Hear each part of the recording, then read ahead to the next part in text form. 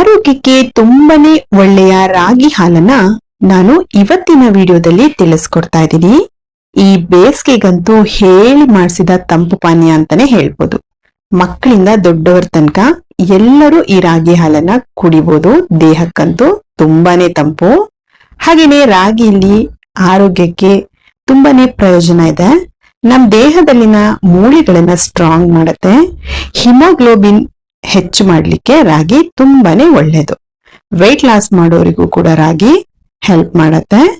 ಈ ರಾಗಿ ಹಾಲನ್ನ ಮಾಡ್ಲಿಕ್ಕೆ ಬೇಕಾಗಿರೋ ಇಂಗ್ರೀಡಿಯೆಂಟ್ಸ್ ಅನ್ನ ನಾನು ಡಿಸ್ಕ್ರಿಪ್ಷನ್ ಬಾಕ್ಸ್ ನಲ್ಲಿ ಕೊಟ್ಟಿರ್ತೀನಿ, ದಯವಿಟ್ಟು ಚೆಕ್ ಮಾಡಿ. ಈಗ ರಾಗಿ ಹಾಲನ್ನ ಮಾಡೋಣ.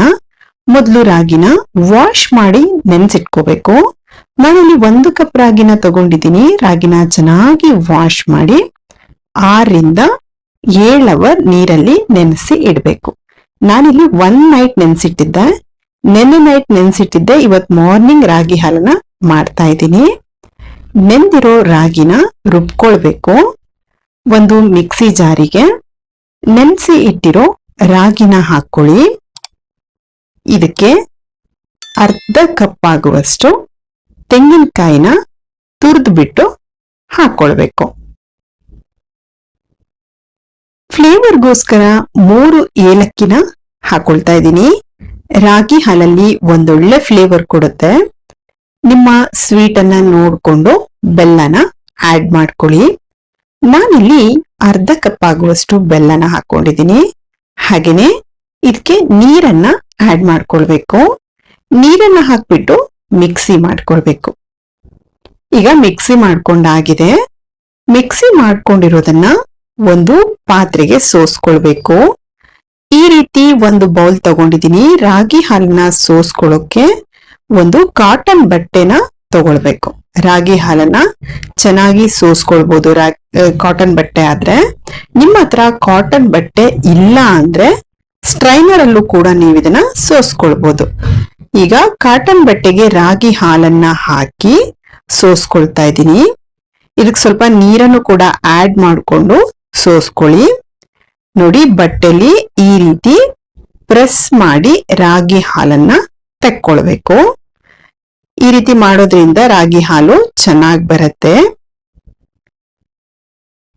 ಈ ರೀತಿ ಪ್ರೆಸ್ ಮಾಡಿಕೊಂಡು ಚೆನ್ನಾಗಿ ರಾಗಿ ಹಾಲನ್ನೆಲ್ಲ ತಕ್ಕೊಳ್ಳಿ.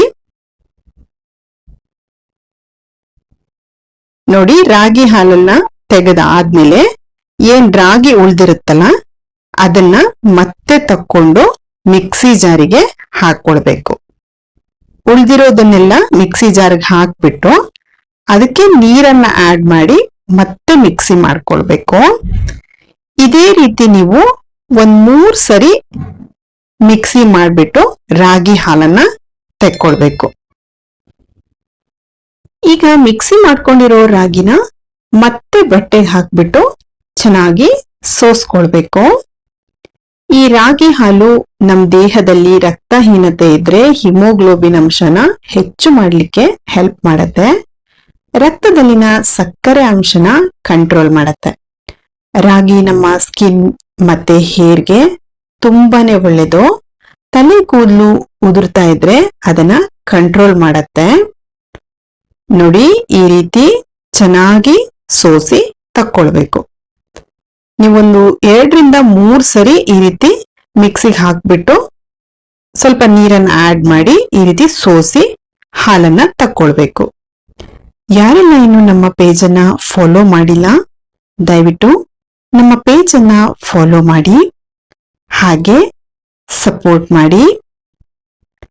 ನೋಡಿ ಎಷ್ಟು ಚೆನ್ನಾಗಿ ರಾಗಿ ಹಾಲು ಬರ್ತಾ ಇದೆ ಅಂತ. ಇದೇ ರೀತಿ ಪ್ರೆಸ್ ಮಾಡಿ ಎಲ್ಲ ರಾಗಿ ಹಾಲನ್ನು ತೆಕ್ಕೊಳ್ಳಿ. ನೋಡಿ, ಈ ರೀತಿ ಸ್ಟ್ರೈನರ್ ಇಂದನೂ ಕೂಡ ಸೋಸ್ಕೊಳ್ಬಹುದು. ನಿಮಗೆ ಬಟ್ಟೆ ಬೇಡ ಅಂತ ಅಂದ್ರೆ ಸ್ಟ್ರೈನರ್ ಇಂದನೂ ಎಲ್ಲ ಸೋಸ್ಬಿಟ್ಟು ತಕ್ಕೊಳ್ಬಹುದು. ಈಗ ಇದಕ್ಕೆ ಒಂದು 6 ರಿಂದ 7 ಐಸ್ ಕ್ಯೂಬ್ಸ್ ಗಳನ್ನ ಹಾಕೊಳ್ಳಿ.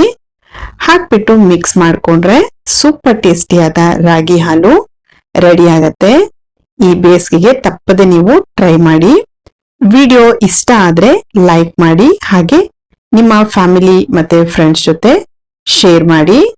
ಇನ್ನು ಯಾರೆಲ್ಲ ಸಬ್ಸ್ಕ್ರೈಬ್ ಮಾಡಿಲ್ಲ, ದಯವಿಟ್ಟು ನಮ್ಮ ಚಾನೆಲ್ ಅನ್ನ ಸಬ್ಸ್ಕ್ರೈಬ್ ಮಾಡಿ, ಹಾಗೆ ಪಕ್ಕದಲ್ಲಿ ಬರುವ ಬೆಲ್ ಬಟನ್ ಅನ್ನ ಪ್ರೆಸ್ ಮಾಡಿ. ನಾವು ಅಪ್ಲೋಡ್ ಮಾಡುವ ಹೊಸ ವಿಡಿಯೋಗಳು ನಿಮ್ಗೆ ನೋಟಿಫಿಕೇಶನ್ ಅಲ್ಲಿ ಬರುತ್ತೆ. Thank you for watching.